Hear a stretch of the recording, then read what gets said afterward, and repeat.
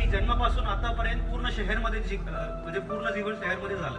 एक गाव कसं असतं, मी महिन्यातून आठवड्यात 2 वर्षातून एकदा आम्ही मूळ गाव जातो, तिथे 2-3 तास बघतो, आम्ही परत येतो. अशा पद्धतीने माझं जीवन पूर्ण झालेलं आहे. माझा वय आता 32 आहे. 32 वर्षामध्ये मी गाव भेट देत नाही. मला हा गावामध्ये एक विषय खूप आवडलाय, मी तुम्हाला शेअर करतो. कारण असं आहे की मी तो पण सांगतो, मी तुमच्या गावामध्ये सगळ्यात ज्येष्ठ माणूस कोण आहे? व्यक्ती ज्येष्ठ माणूस